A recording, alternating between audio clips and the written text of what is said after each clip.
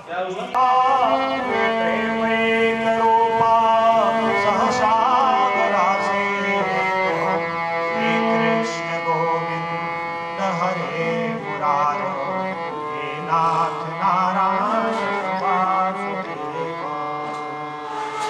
वहां भक्ति प्रकट हो करके क्या कीर्तन शुरू कर दिया। श्री कृष्ण गोविंद हरे मुरारे, कृष्ण गोविंद हरे मुरारे, कृष्ण गोविंद हरे मुरारे, श्री कृष्ण गोविंद हरे मुरारे, हे नाथ नारायण वासुदेव, हे नाथ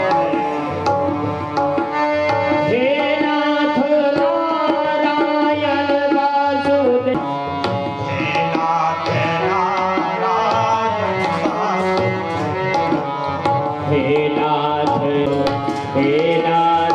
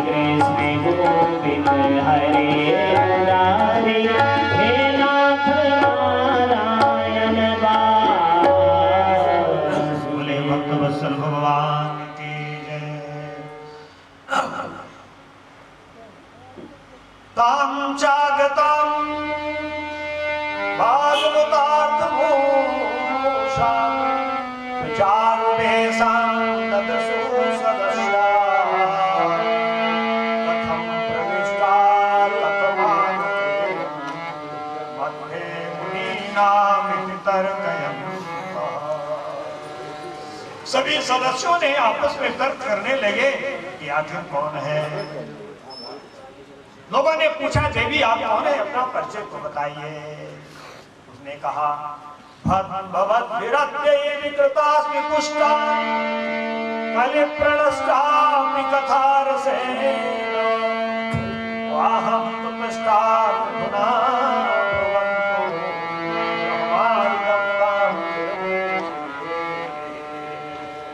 हटाओ। भक्ति बोली, मैं भक्ति देव प्रकट किया तो मैंने पूछा कि प्रभु मुझे रहने के लिए कोई स्थान तो दे दीजिए। तो बोले, भगवान बोले, देवी तुम सभी जीवों के हृदय में जाकर के निवास करो। तो जो जीवों के अंदर भक्ति प्रकट होती है, कुछ न कुछ सत्कर्म करने की भावना प्रकट होती है, वो मेरे कारण ही होती है। और भगवान ने कहा कि तू जाओ, तो मैं दुखी हो गई कि भगवान मैं आपके बिना कैसे रह सकती हूँ, क्योंकि भक्ति भगवान की अर्धांगिनी है। तो भगवान ने कहा कि देवी तुम दुखी मत हो, मैं सभी जीवों के हृदय में निवास करूंगा। अर्थात तो लोग कहते हैं कि हृदय में जो परमात्मा बैठा है, इसीलिए कि भगवान सबके जीवों के हृदय में निवास करते हैं। ध्यान से सुनिए। जब ब्रह्मा ने इस शरीर की रचना की, निर्माण किया, अनेक जीवों को ब्रह्मा ने बनाया, बनाते बनाते जब मनुष्य को बनाया, और तो जो मनुष्य को बना करके तैयार तो कर दिया, परंतु वो मनुष्य हिला डुला नहीं। नोत तिष्ठत् तदा विराट। तब उन्होंने सभी देवताओं का आवाहन किया, तो इस शरीर में आकर के सभी देवता अपने अपने स्थान में बैठ गए। बाहुओं में इंद्र आ गए, नेत्रों में सूर्य आ गए, कानों में श्रवण कुमार आ गए, जीवा में चंद्रमा आ गए, और पेट में जठरा अग्नि आ गए, वाणी में सरस्वती आ गई। इस तरह से सब आकर के मस्तिष्क में ध्यान किया।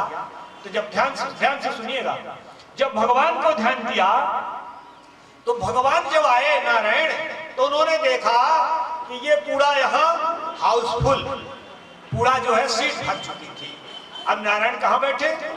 नारायण के बैठने के लिए कोई कर गए चरण में और हृदय में। जैसे ही भगवान इस जीव के अंदर अपने तेज के साथ बैठे, तो ये शरीर हिलने डुलने लगा, क्रियाशील हो गया हमारा। तभी से हम क्या कहते हैं कि परमात्मा हमारे हृदय में है। और दूसरा, बोले भक्त वत्सल भगवान कि हमारे चरणों में परमात्मा का निवास होता है। ध्यान से सुनिएगा, इतना दिव्य शरीर है। जब हम आप अपनी कन्या का वरण करने के लिए, वर ढूंढने के लिए चलते हैं, तो वर का यदि मोजा पहने हो, एक हाथ अंगूठा कटा हो, तो हम ध्यान न देंगे, पर उसका चेहरा देखते हैं, कितना सुंदर है, हाँ बढ़िया है, बिल्कुल अच्छी डील डॉल है, ठीक है ना। परंतु यदि कोई आए किसी के घर में, अभी आए, जैसे आप आए राउत साहब के सभी ने पैर पीड़ा, यदि किसी का कोई गाल छू दे, तो वो कहेगा नहीं तेरा दिमाग खराब है क्या रे? सबसे सुंदर तो गाल होता है, इधर का होता है चेहरा। कोई सिर छू दे, कान छू दे, तो कोई कहेगा ये पागल है, इसका दिमाग खराब है, विक्षिप्त है। तो हम उसका पैर इसीलिए छूते हैं। पैर छूने का उसी दिन से महत्व हो गया जिस दिन से भगवान हमारे चरणों में विराजमान हो गए। इसीलिए चरण छूने का विधान है। तो चरण छू करके ऐसे नहीं करना चाहिए, चरण छू करके चरण रज को माथे में धारण करने का विधान है। इसीलिए संत महात्मा गुरु माता पिता के चरणों में सिर रख करके, पैर रख करके, पैरों में सिर रख करके प्रणाम करते थे पहले। आज भी हम लोग करते हैं, गुरु जी जब मिलते हैं हम लोग अपने गुरु जी को साष्टांग ही प्रणाम करते हैं, यानी माथा रख करके ही प्रणाम करते हैं। तब से ये हमारे हो गया। बोले भक्त वत्सल भगवान की जय। और तभी से इस परमात्मा का नाम पड़ गया पुरुष। पुर माने होता है किला। ये शरीर एक किला है, नगर है। पुर माने नगर भी होता है, पुर माने किला भी होता है। ये किला है, अनेक इसमें कोठरी है, अनेक घर हैं, ये नगर है, अनेक बस्तियां हैं इसमें, करोड़ 33 करोड़ देवता इसमें निवास करते हैं। परंतु जब से परमात्मा हमारे शरीर में बैठ गया, तब से उसका नाम पड़ गया पुरुष। इसीलिए वेदांत में प्रकृति और पुरुष शब्द आता है। तो इसीलिए परमात्मा का एक नाम पड़ गया, क्या नाम पड़ गया? पुरुष। ध्यान से सुनिए। और जब हमें कोई प्रणाम नहीं करता तो हम बुरा प्रणाम करना है, चेतन आत्मा को प्रणाम कर रहा है, यानी परमात्मा को प्रणाम कर रहा है। कभी भी कोई एक प्रणाम न करे तो बुरा नहीं मानना चाहिए कि ये मेरा, यदि हम मान रहे हैं बुरा तो मेरा वह अभिमान है, अहंकार है, हम अपने आप को मनवाना चाहते हैं। अपना हमारा अहंकार जो है ये कहता है मुझे आदर नहीं कर रहा। जैसे ध्यान से सुनिएगा, हम किसी को जब कहते हैं भैया नमस्ते, ठीक है, नमस्ते का छंद विक्षेप कर दीजिए, नमः धनते, ठीक है ना, नमः धनते, वो सा का जो वो होता है सस्य रुद्र विसर्गे व्याकरण में सूत्र है, तो वो सा का वो बन जाता है, विसर्ग हो जाता, आहा हो जाता है। तो क्या हो जाता है? नमस्ते, नमः धनते का नमस्ते। तो माने नमः धनते, तेरे अंदर जो वो परमात्मा विराजमान है, हम उसको प्रणाम करते हैं, नमस्ते करते हैं। इसीलिए जब कोई प्रणाम करता है तो मैं हाथ जोड़ करके नेत्र बंद कर लेता हूं। क्यों हाथ क्यों? हाथ जो कि धन रे परमात्मा, तेरे कारण मुझे कोई प्रणाम नहीं करता, तो वो मुझे प्रणाम। बैठे हुए प्रभु हो, इस जीव का आप प्रणाम अभिवादन, इसका सत्कार आप स्वीकार कर लो। बोले भक्त वत्सल भगवान, ठीक है ना? आप ध्यान रहेगा ना क्यों प्रणाम करते हैं? मैंने एक एक बातों को ध्यान रखिएगा, फिर मैं पूछा भी करूंगा, लास्ट में जो है प्रश्नोत्तरी भी करूंगा। कहते हैं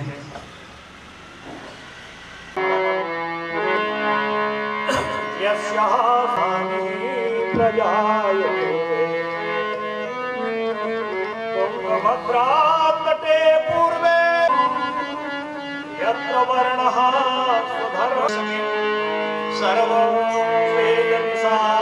नारद जी, आपको एक मैं पुराना इतिहास सुनाता हूँ, सुनिए, बड़ा सुंदर इतिहास है, इसको आप ध्यान से सुनिए। कहते हैं तुंगभद्रा नदी के तट पर, तुंगभद्रा कहते हैं गंगा जी को, गंगा जी के तट पर हरिद्वार पर एक बहुत ही सुंदर अनुपम एक नगर बसा हुआ था। उस नगर में सभी वर्णों के लोग निवास करते थे। वहां एक ब्राह्मण देवता रहते थे, और वो ब्राह्मण देवता जो ब्राह्मण का कर्म है, धन है, उसका पूरा पूरा पालन करते थे। और गायत्री, संध्या, वंदन आदि सरलता, सहजता, विनम्रता, यह उनका स्वभाव था। वो धनी थे, उनके घर में कोई कमी नहीं थी, फिर भी वो भिक्षा मांगते थे, 4-5 घर भिक्षा मांग करके लाते थे, और जो मिल जाता था उसी को ग्रहण करते थे। उनकी जो पत्नी थी बड़ी झगड़ालू टाइप की, बड़ी लड़ाकू थी, और प्रायः कुछ न कुछ बकवाद करती थी रहती, बक बक बक बक वो बोलती ही रहती थी। यदि उससे कोई एक शब्द बोल दे तो इतना शब्द बोलती थी कि फिर वो बेचारे को घर छोड़ के भागना पड़ता था। तो क्या कहे, परंतु ब्राह्मण देवता परमात्मा का ही प्रसाद मान करके, पत्नी दुष्ट मिल जाए, भाई दुष्ट मिल जाए, बेटा दुष्ट मिल जाए, बहू दुष्ट मिल जाए, पड़ोसी दुष्ट मिल जाए, रिश्तेदार दुष्ट मिल जाए, तो ये समझो कि भगवान की ही कृपा है, भगवान ने ऐसा ही दिया है, तो उसको झेलना चाहिए। तो भगवान सोचे कि प्रभु ने यही हमको दिया है, झगड़ाली दिया है, तो क्या करें, उसी को लेकर के बड़े आनंद के साथ रहते थे। अब उनकी अवस्था इस समय 80 वर्ष की पहुंच चुकी, 80 वर्ष की हो गई। धर्म कर्म में उन्होंने अपनी संपत्ति का आधा भाग दान कर दिया, परंतु उनके एक कमी है, सब कुछ है तो संतान नहीं। संतान नहीं है तो गृहस्थ आश्रमी के लिए संतान होना चाहिए, और विरक्त जो है, सन्यासी है, ब्रह्मचारी है, तपस्वी है, उसके लिए संतान नहीं होना चाहिए। ध्यान दीजिए, जिस तरह से गृहस्थ आश्रम के लिए पत्नी धर्म की साधन है, उसी तरह से साधु सन्यासी तपस्वी के लिए नरक का साधन है। जो साधु सन्यासी तपस्वी विवाह करके रहेगा, पत्नी को लेकर के रहेगा, उसका जीवन नरक हो जाएगा। परंतु जो गृहस्थ आश्रम में रहेगा और पत्नी नहीं होगी तो उसका जीवन नरक हो जाएगा। जिसके घर में पत्नी नहीं होती है, एक बर्तन वहां पड़ा, एक बिस्तर उधर पड़ा, एक चारपाई इधर पड़ी, एक कपड़ा वहां पड़ा, एक धोया है, एक भी धोया है, एक जूठा बर्तन वहां पड़ा, कभी झाड़ू नहीं लगा। बोले भगवान, हमारे घर में जब हमारी साधर्मणी कभी चली जाती है तो हम अनुभव करते हैं कि देखो आज पहुंचा नहीं लगा, अकेले रहते हैं दोनों आदमी। तो इस तरह से मैं अनुभव करता हूँ। गृहस्थ उसमें आया है, विष्णु पुराण में आया कि एक बार रुक्मणी ने लक्ष्मी से पूछा कि आप किसके घर में निवास करती हो देवी? तो उन्होंने कहा जिसकी पत्नी झगड़ालू ना हो। पत्नी लड़ने, देखिए, जिसकी पत्नी झगड़ालू होगी उसके घर में लक्ष्मी नहीं निवास करती। जिसकी पत्नी झगड़ालू ना हो, बड़ी विनम्र व्यवहार की हो, बोलचाल में हो, और अपने घर की सामग्री को सजा के रखती हो, ढंग से व्यवस्थित रखती हो, झाड़ बुखार करके रखती हो, और घर के सायं और प्रातः काल 2 बार अपने घर के सामने क्या करना चाहिए, स्वास्तिक का चिन्ह बना के, और उसमें लोटे में, तांबे या फूल के लोटे में चावल या अन्न भर करके उसमें एक दीपक जला के रख देना चाहिए। उसमें भगवान शंकर अपने गणों के साथ विचरण करते हैं, और जिस घर में उस तरह से दीपक का धूप जलता रहता है घर के दरवाजे में, उस तरह से प्रसन्न हो जाते हैं, प्रसन्न होकर चले जाते हैं।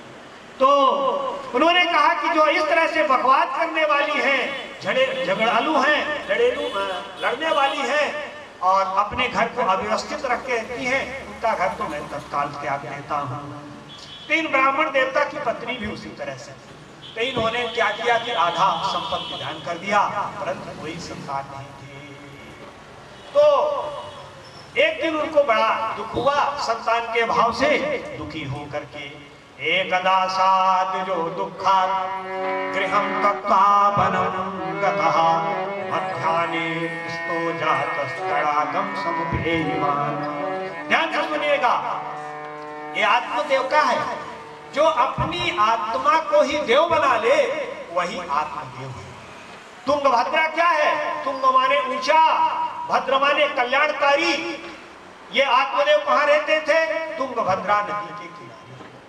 अर्थात अपना ये जो जीवात्मा है यही आत्मदेव है, और ये है अपना शरीर ही तुंगभद्रा है। यही शरीर के द्वारा ही हम अपना आत्म कल्याण कर सकते हैं, बड़े बड़े हम मनोरथ सफल करते हैं। इसीलिए इसका नाम तुंगभद्रा इस शरीर का है।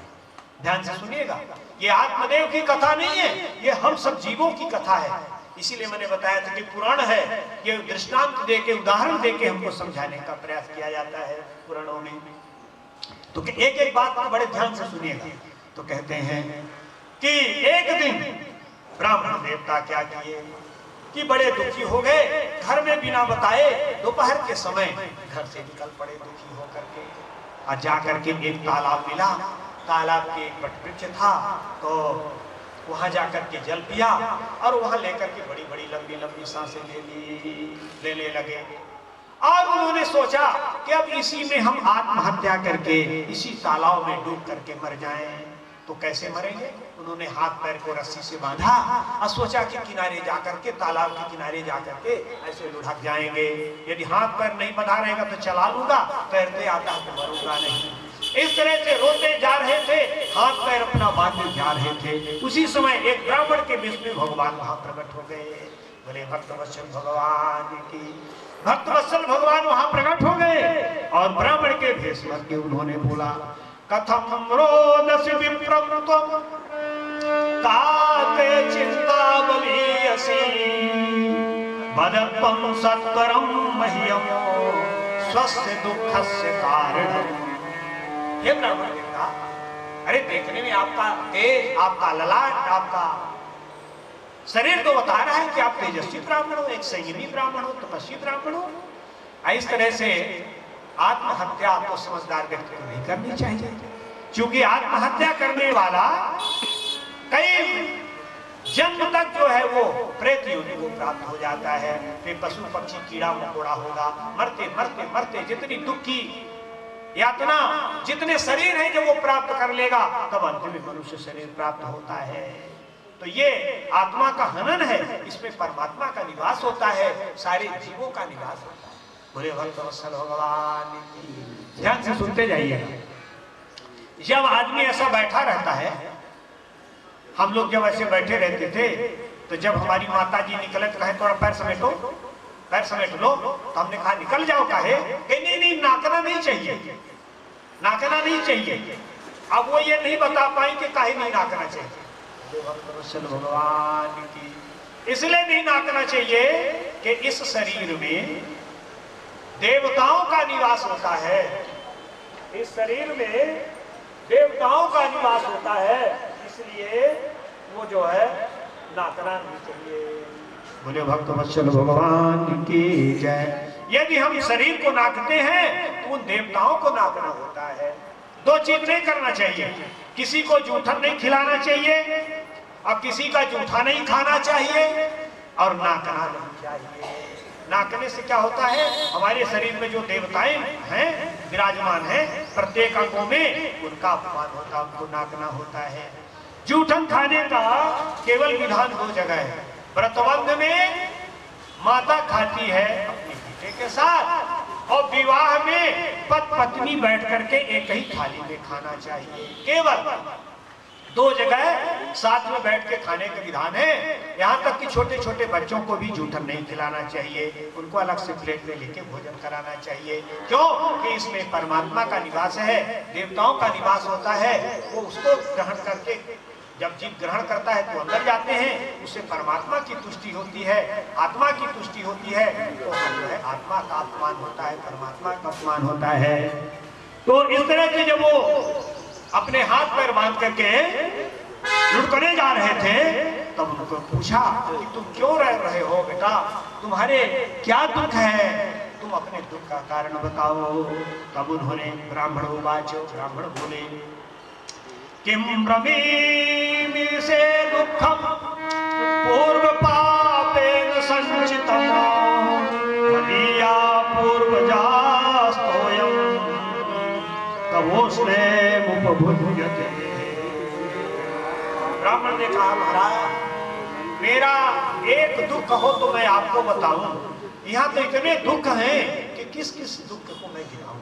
महाराज मैं संतान हूं, हीन हूं, इसलिए मैं अपना शरीर त्यागने जा रहा था।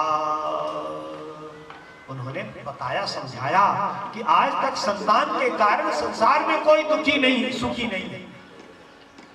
संसार में 60% लोग अपने संतान से दुखी हैं, फिर 20% अपनी पत्नी से, पत्नी या पति से, या कि पति से दुखी है। 20% लोग अपने भाई भतीजे से दुखी है। 20% लोग अपने पड़ोसी से दुखी है, रिश्तेदारों से दुखी है। तो उन्होंने कहा कि आज तक संसार में संतान से कोई सुखी नहीं हुआ। राजन ब्राह्मण देवता, आप तो समझदार हो, ब्राह्मण हो, ऐसा आप क्यों सोच रहे हो, मरने जा रहे हो?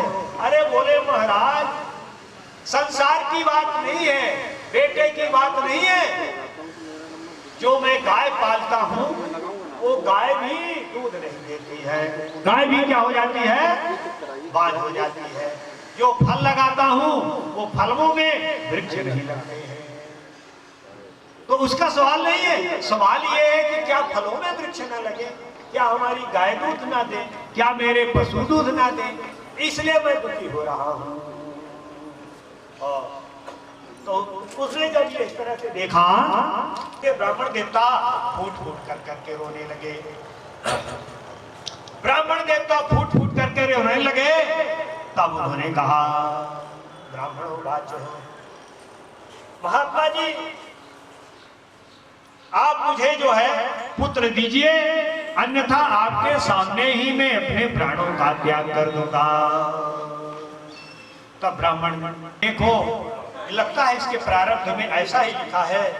उन्होंने तुरंत अपनी झोली से फल निकाला, पत्नी की संतान हो जाएगी।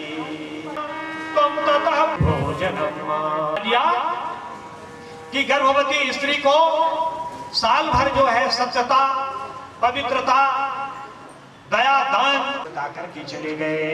ब्राह्मण बड़े प्रेम के साथ अपने घर आए, घर लाक्षल भगवान की फल को लेकर के रो करके वो अपनी पड़ोसी से बताई कि देवी ऐसा होगी। अनेक प्रकार के उसने तर्क कुतर्क किया और बोले भक्त वत्सल भगवान बोले वाले हैं। अब वो कहेंगे आप चिंता ना करो, मैं अभी अपने बहन को बुला देता हूँ, बहन तेरी सेवा करेगी। और ननंदा संघरे तथा सत्य सोच नियमो दुराराध्य सदृश्य ननंदा संघरे तथा, ननंदा वाले ननद हमारी बड़ी चुट्टी है, सब हमारे घर का सामान उठा ले जाएगी, इसलिए हम ऐसा नहीं करेंगे। बोले भक्त वत्सल भगवान की जय। और ऐसे तर्क कुतर्क करके उसने फल नहीं खाया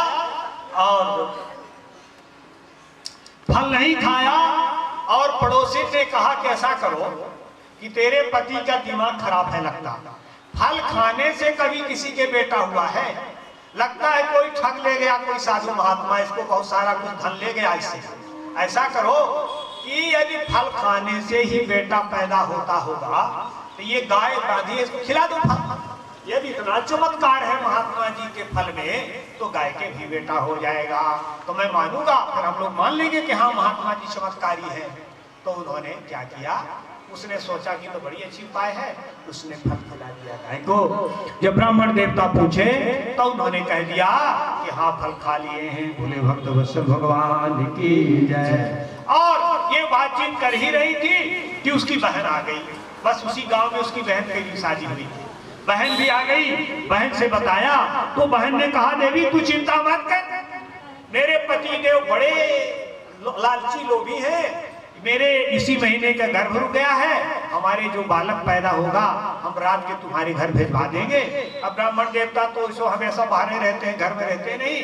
अब तू कह देना कि हमारा बालक है, सब समस्या समाधान हो जाएगा। इस तरह से आपस में बातचीत करके और जो है जब उसके बालक हुआ तो रात्रि के समय बोले भक्त वत्सल भगवान की जय पहुंचा दिया।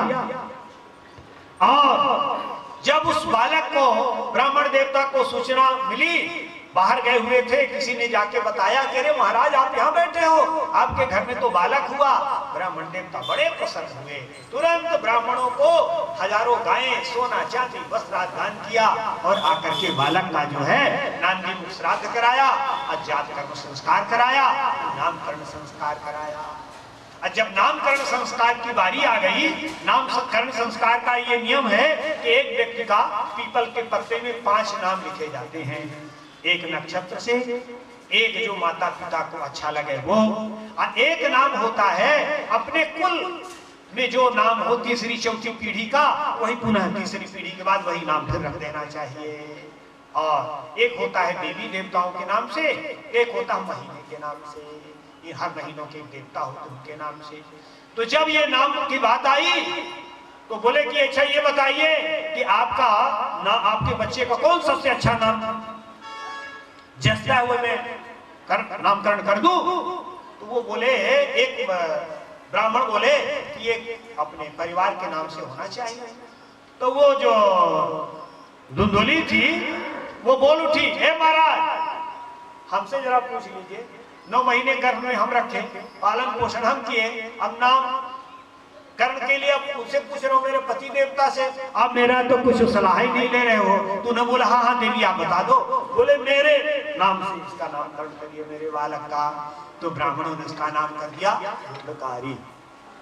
धुंधकारी का अर्थ होता है धुम धुम करोति तो धुंधकारी, जो उत्पात मचाता रहे, मार काट करता रहे, अशांति फैलाता रहे, धुआं दे दे एकदम से, वो है धुंधकारी।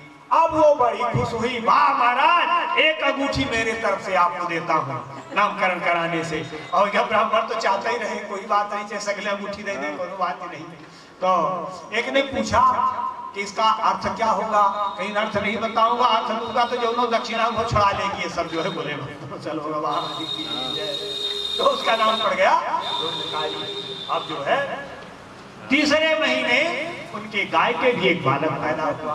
आहा, जब गाय के बालक पैदा हुआ तो पहले लोग बड़े खुशी के मारे 80 वर्ष में किसी बूढ़े व्यक्ति के घर में किसी नवजात का आगमन हो तो वैसे परिवार में, रिश्तेदार में, मित्र दोस्तों में बड़ी जो है प्रसन्नता, सभी उपहार ले लेकर के बधाई देने के लिए भीड़ लगी थी, आना जाना बना रहता था।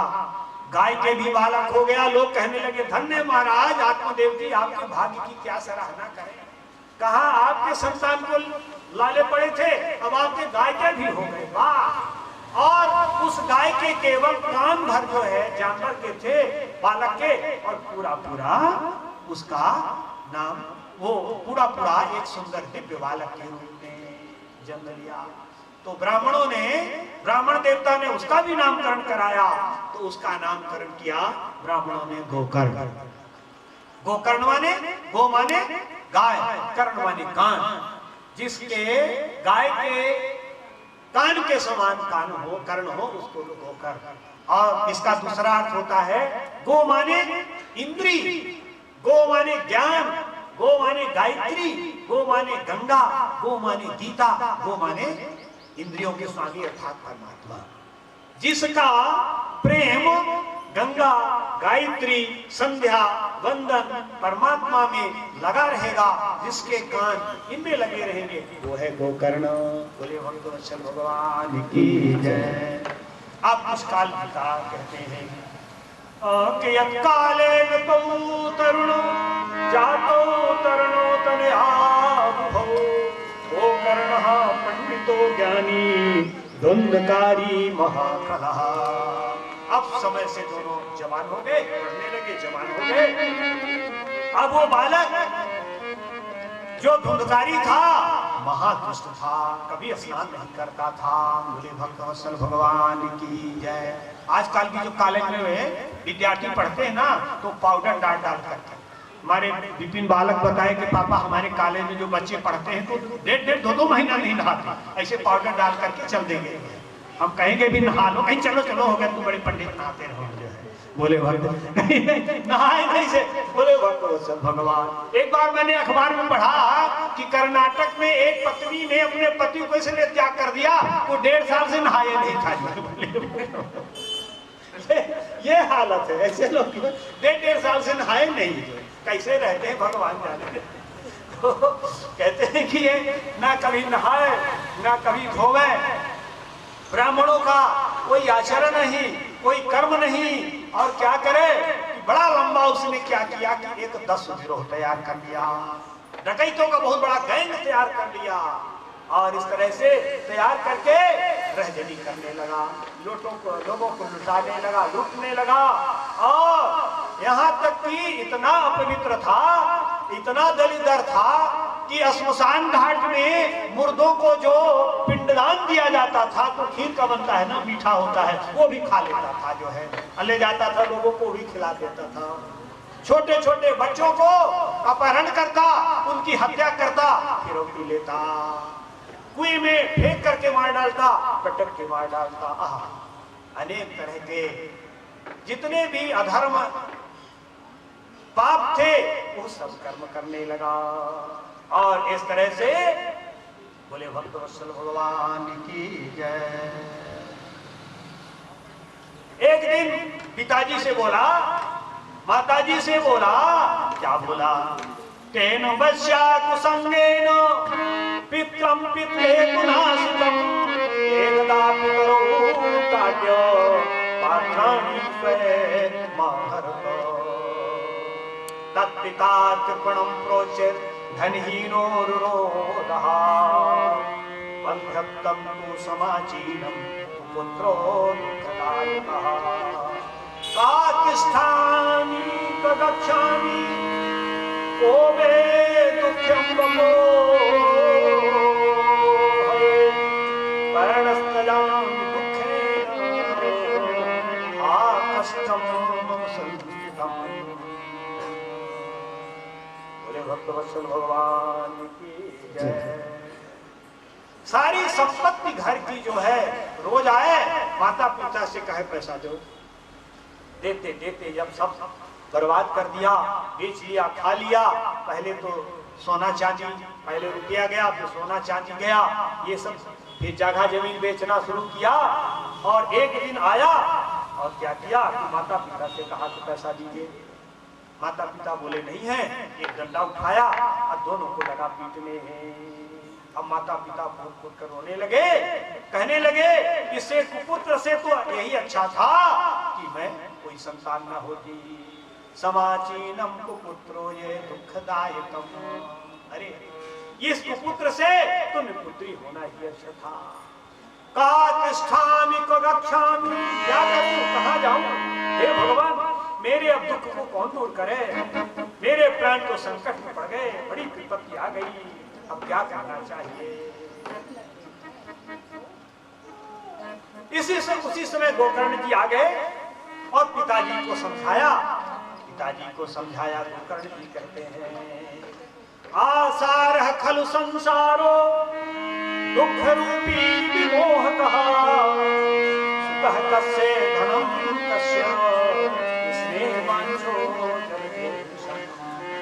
पिताजी, ये संसार सारवान नहीं है, ये असार है। इस संसार में जितना संबंध है ये सब स्वार्थ का है। पिताजी सब स्वार्थ का है। भाई मित्रता कर रहा है, भाई सेवा कर रहा है, स्वार्थ है। परिवार सेवा कर रहा है, रिश्तेदार कर रहे हैं, स्वार्थ का है। अरे पिताजी, ये संसार में आज तक कोई सुखी नहीं हुआ। ये आप ऐसा मोह छोड़ दीजिए, ये मेरा पुत्र है, ये मेरा घर है, ये तो सब नरक के द्वार हैं। और जब इस तरह से गोकर्ण जी ने पिताजी को समझाया, पिताजी बोले बेटा तू तो मेरे नेत्र खोल दिए। ऐसा सोच करके वो बन जाने के लिए तैयार हो गए। बोले भक्तवत्सल भगवान की जय। फिर गोकर्ण जी ने कहा पिताजी ये जो श्रीमान गुरुधरे जाया सुधाज सुसदा पश्यामि जगदिदं क्षण भंग निष्ठा वैराग्य राग रसिको भव भक्त निष्ठा। क्या सुंदर बात कह रहे हैं, ध्यान से सुनिएगा। पिताजी यह शरीर जो है, ध्यान से सुनिएगा, ये उनकी नहीं है, ये हम सब लोगों की कथा है। कहते हैं पिताजी ये शरीर में क्या है? पिताजी ये शरीर हड्डी मांस रुधिर का ये पिंड है। इसको मैं अपना मानना छोड़ दीजिए और घर गृहस्थी के परिवार में कभी असक्त मत होइए। और ये संसार रात दिन नष्ट हो रहा है, काल के ग्रास में जा रहा है। इसलिए हो माता कभी त्याग नहीं कर सकती। पुत्रो जायते क्वचित विकुमाता न भवति। कितना भी कुपुत्र हो पर माता जो है कभी कुपुत्र नहीं होती। पिता होता है, पिता का हृदय कठोर होता है, पिता त्याग देता है, पर माता त्याग नहीं पाती जो है, क्योंकि यह उसके अंदर एक वात्सल्य गुण का। तो माता ने कहा कि हम बेटा को छोड़ के, परिवार को छोड़ के नहीं जाएंगे, आप चले। तो वो चले गए वन की साधना करने, माता रह गई। बोले भक्तवत्सल भगवान की जय। कहते हैं जब पिताजी वन को चले गए तो इसने क्या किया कि एक दिन आया और रात के शराब पी करके लड़खड़ाता हुआ माताजी से बोला, माताजी तिजोरी की चाबी दो। माताजी बोली, अरे नालायक, जो घर में था वही सब पहले बेच खा गया। बोले बता जल्दी, देगी तिजोरी की नहीं देगी? अब कुछ था तो नहीं, दे कहां से? तिजोरी की चाबी दे दिया। रात में माता ने कुआं में जाकर के अपना जो है कूद करके अपना प्राणों का त्याग कर दिया। बोले भक्तवत्सल भगवान की जय। और जब आत्महत्या कर ली, अब जब कर ली तो अब जब घर में आया तो देखा कोई नहीं है, घर का ताला। और इस तरह से ये पांच वैसा क्या है, ध्यान सुनिएगा। रस और गंध। शब्द क्या है?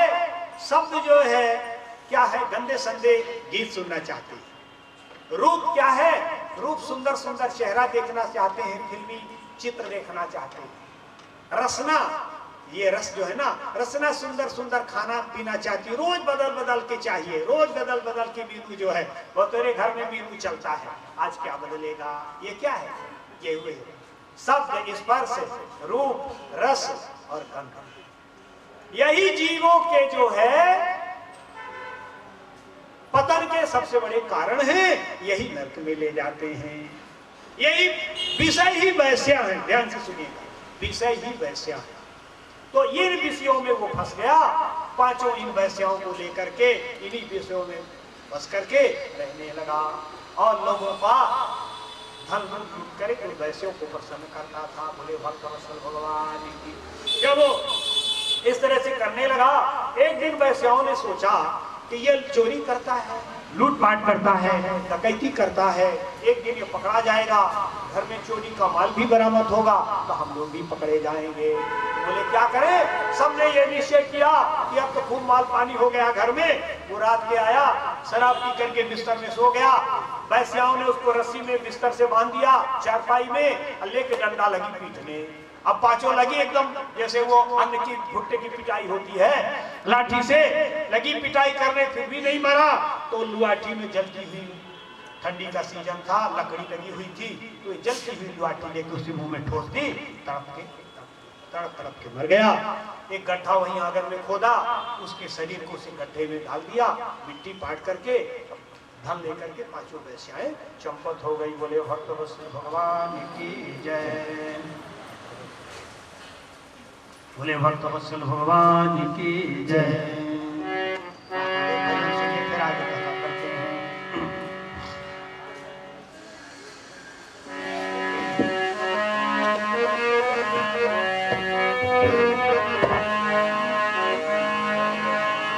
मैं तो जपूं सदा तेरो नाम, दयालु दया करो। मैं तो जपूं सदा तेरो नाम, दयालु दया करो। जपूं सदा तेरो नाम, दयालु दया करो। मैं तो जपूं सदा तेरो नाम, दयालु दया करो।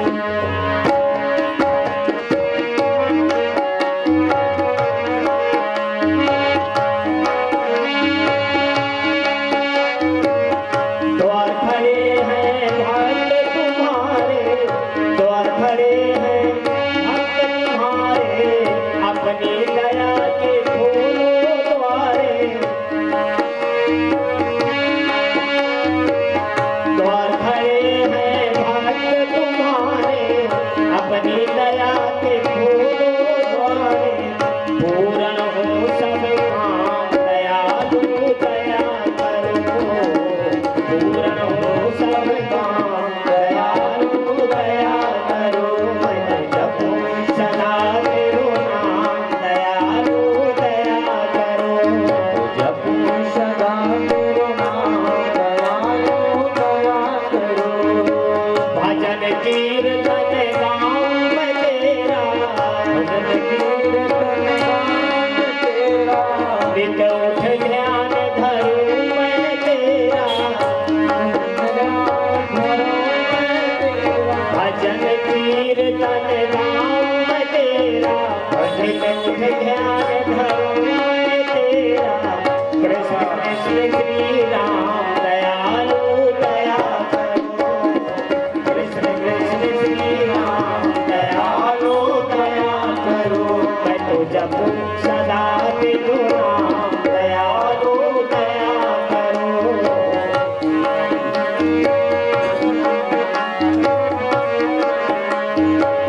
साधु संत की संगत देना, साधु संत की संगत देना। अपने नाम की रंगत देना, अपने नाम की रंगत देना, अपने नाम की रंगत देना। दास बना लो घनश्याम, दयालु दया करो, दया करो। मैं तो जपूं सदा तेरो नाम, दयालु दया करो। मैं तो जपूं सदा तेरो नाम। जगा दो मेरे मन की ज्योति, जगा दो मुझके की ज्योति, जगा दो मेरे मन की ज्योति, जगा दो। मुझको अपना रूप दिखा दो। मैं तो जपूं सदा तेरा नाम, दयालु। यहाँ वहां भटकने लगा, बवंडर के रूप में लोगों को भाई धुंधकारी मारा गया। जहां जहां जिस जिस तीर्थों में वो गए उसके निमित्त श्राद्ध करते रहे।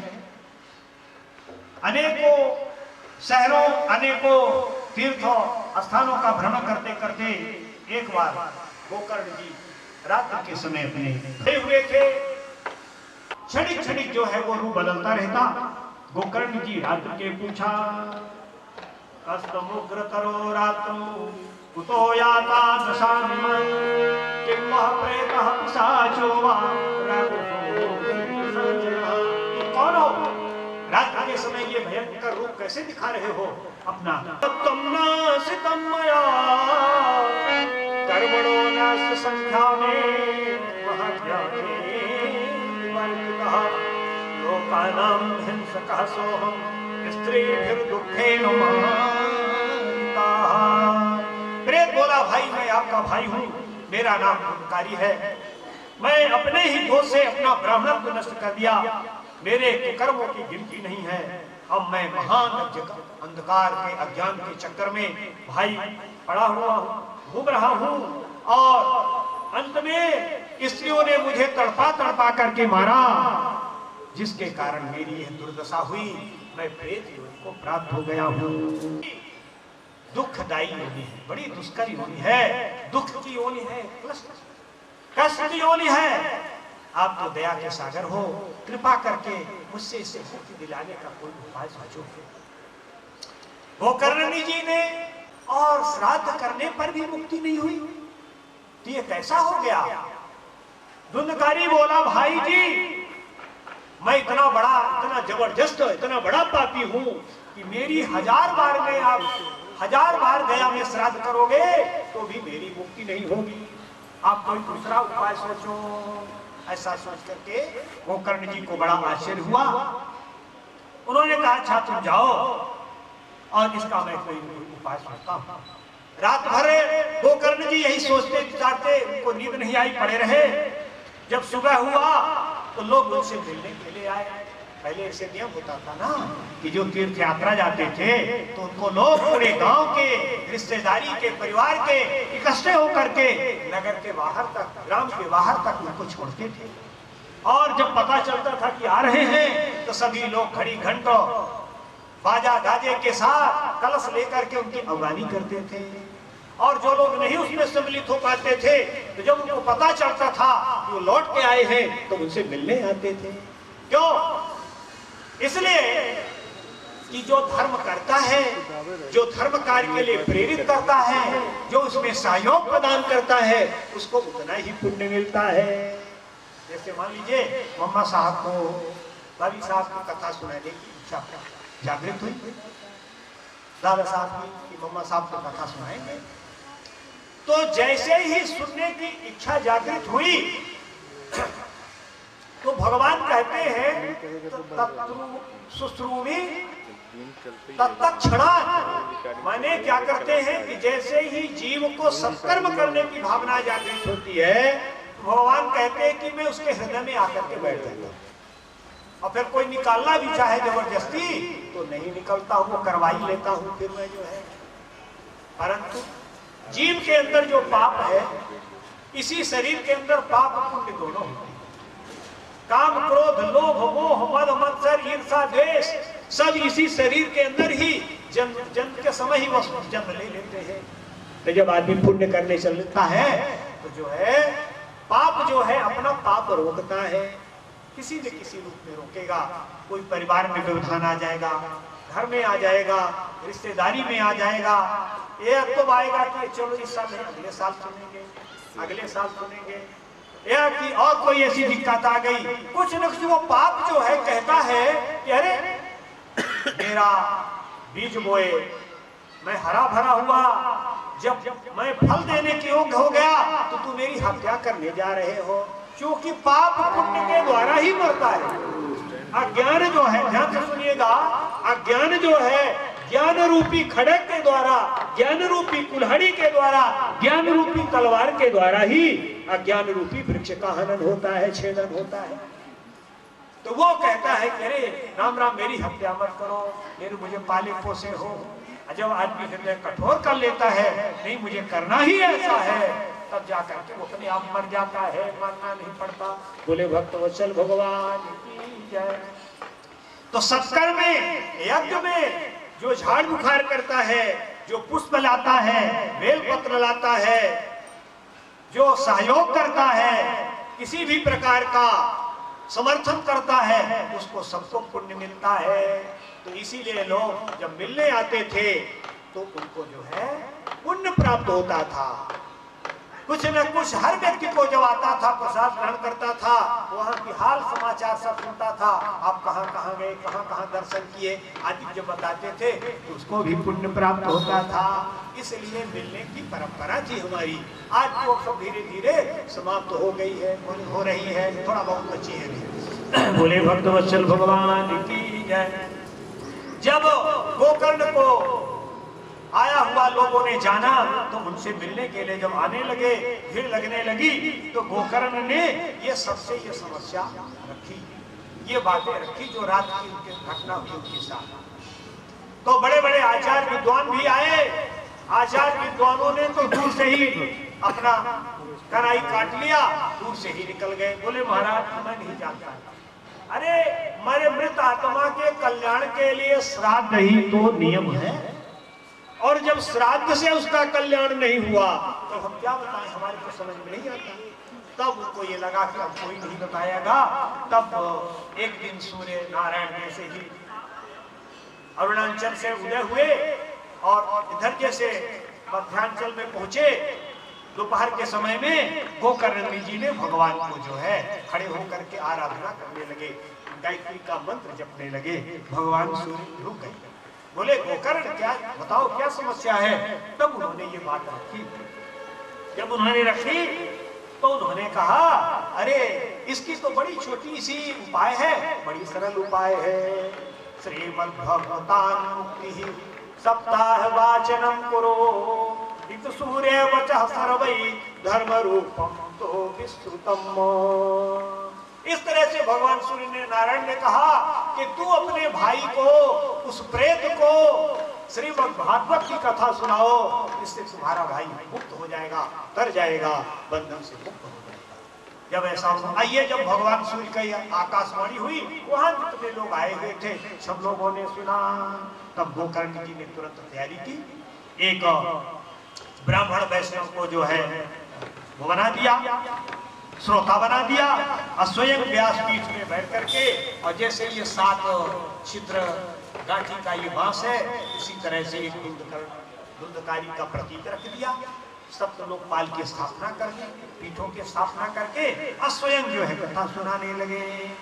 बोले भक्तवत्सल भगवान की जय। इस तरह से जब कथा हुई, दिव्य कथा प्रारंभ हुई, एक बड़ी अलौकिक सायंकाल में ये बांस की वो जब कथा होने लगी, धुंधकारी को आवाहन किया गया। तो धुंधकारी आया प्रेत रूप में, हवा के रूप में, तो ठहर नहीं पा रहा था, इधर उधर उड़ जाता था। तो उसकी ध्यान गया बांस की ओर, बांस में जाकर के बैठ गया और बैठ करके कथा सुनने लगा। सायंकाल जैसे कथा का समापन हुआ, आरती हुई कि एक गांठी की तार से टूट गई। लोग समझ नहीं पाए, गोकर्ण समझ गए, और जितने लोग थे वो नहीं समझे, सोचे कोई कारण। इस तरह से दूसरे दिन दूसरी, तीसरे दिन तीसरी, इसी तरह से होते होते 7 गांठ 7वें दिन टूट गई। और क्या हुआ? बोले भक्तवत्सल भगवान की जय। 7 गांठें टूटते ही धुंधकारी वहां प्रकट हो गया दिव्य रूप में। बढ़िया मेघ के समान श्याम वर्ण, पीतांबर धारण किए हुए, मुकुट धारण किए हुए, और अपने भाई को प्रणाम किया। नाम भ्रातरम सद्यो गोकर्णे चाप्रवीतो त्वायहं मोचितो बंधो कृपया प्रेत कल्मषा। धन्या भागवती वार्ता प्रेत पीड़ा विनाशिनी सप्ताहो की तथा धन्य कृष्ण लोक फलप्रदा। अरे भाई जी, आपको बहुत लाख लाख प्रणाम है। आपने मुझे प्रेत योनि से मुक्त कर दिया, और धन्य है ये श्रीमद् भागवत की कथा जो मुझे भगवान श्री कृष्णचंद्र की है दिव्य कथा, जो मुझे प्रेत योनि से मुक्त दिला दी है। इस तरह से ये सभी देख रहे थे। उसी समय आकाश से एक विमान आया, और विमान आया, बोले धुंधकारी आइए, विमान में सवार होइए। बोले भक्तवत्सल भगवान की जय। चलिए मेरे साथ, आपके लिए भगवान ने वैकुंठ लोक निर्धारित किया है, निश्चित किया है। बढ़िया पीतांबर चतुर्भुजधारी 4 पार्षद जब वहां प्रकट हो गए, तो गोकर्ण जी तो समझ गए। फिर लोगों को समझाने के लिए गोकर्ण जी उनसे पूछा, बोले महाराज अरे भगवान नारायण के पार्षद, ये आपने ऐसा भेद क्यों किया? बोले क्या भेद? बोले इतने लोग सब बैठे हैं, कथा सुन रहे हैं, हजारों हजार लोग, परंतु विमान केवल एक व्यक्ति के ले आया। अत्र एव बहवः शन्ति श्रोतारो मम निर्मला आनीनानि तानि विमानानि तेषां कृत योपन्तः। अरे इतने लोगों ने सुना विमान केवल एक व्यक्ति के लिए आया, तो उन्होंने हरिदास उवाच, भगवान के पार्षद बोले, श्रवणस्य विभेदेन फलभेदोऽत्र संस्थितः, श्रवणं तु कृतं सर्वं न तथा मननं कृतं, फलभेदस्ततो जातो भजनादपि मानदो। हे महामानव, हे मानव गोकर्ण जी, श्रवण के भेद से फल में भेद हो जाता है। कथा तो सबने सुनी पर किसी ने मनन नहीं किया, कथा सुन करके उसको निकाल दिया, पर इसने कथा सुनी और मनन भी किया, अच्छी तरह से उसको हृदय में उतारा भी। बार बार कथा का नियम है कि जो आप कथा में सुने उसको बार बार उसको आप चिंतन करें, बार बार उसको अपने मस्तिष्क में, उसको स्मृति में, पटल में लाने का प्रयास करें। इसलिए फल भेद होने के, श्रवण भेद होने के कारण फल में भेद हो गया। ऐसा कह करके बोले भक्त वत्सल भगवान की जय। तब उन्होंने ये निश्चय किया कि अब मैं दोबारा कथा करूंगा। और इसके बाद गोकर्ण जी ने श्रावण मास में पुनः कथा का आयोजन किया। आयोजन करके सबको कहा कि देखो भैया, नियम पूर्वक सब लोग रहिएगा। बोले हाँ हाँ रहेंगे। जितने श्रोता आए थे सब नियम पूर्वक कथा सुनने लगे। सुबह से कथा प्रारंभ होती, मध्याह्न में 2 घड़ी के लिए विश्राम होता, फिर कथा होने लगती, अपराह्न में फिर सायंकाल कथा का विश्राम होता। नियम पूर्वक सब रहते, बिस्तर में सोते, पत्तल में भोजन करते, एक टाइम भोजन करते, अथवा फलाहार रहते, अथवा दूधाहार करते, अथवा निराहार रहते, जिसकी जैसी क्षमता थी शरीर की वैसी करते थे। अब जो है, अब देखिए बड़ी विचित्र बात हुई। जब इस बार गोकर्ण जी ने पूरे ग्रामवासियों को कथा सुनाया तो कहते हैं, अयोध्यावासिन पूर्वः यथा रामेण संगतः तथा कृष्णेन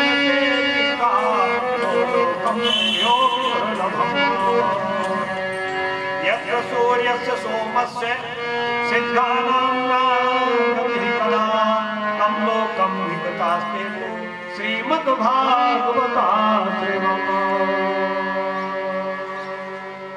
बोले भक्त भगवान की जय। इस बार विचित्र बात ये हुई कि कथा सुनने वाले जितने लोग थे वो तो विमान में चढ़े ही, कुत्ता बिल्ली पशु पक्षी कीट मकोड़ा भी जो कथा सुन रहे थे वो सबको दिव्य रूप प्राप्त हो गया और वो सब जो है विमान में सवार हो गए। कैसे? जैसे श्री राम जी कहते हैं, लिखते हैं, अयोध्यावासिनः पूर्वः। अयोध्यावासी जब राम जी साकेत धाम को जाने लगे, अयोध्यावासी जब इस धराधाम को छोड़कर, भगवान जब इस धराधाम को छोड़ करके साकेत धाम जाने लगे तो अयोध्यावासी दुखी हो गए। दुखी होकर के अनमन हो गए तो भगवान ने पूछा, काहे दुखी हो? बोले प्रभु आप चले जाओगे, आपका वियोग कैसे हम लोग सहेंगे? बोले तो क्या करें? बोले कुत्ता बिल्ली पशु पक्षी साधु महात्मा संत स्त्री पुरुष बेटे वृद्ध बालक जवान सभी आकर के हाथ जोड़ के खड़े हो गए।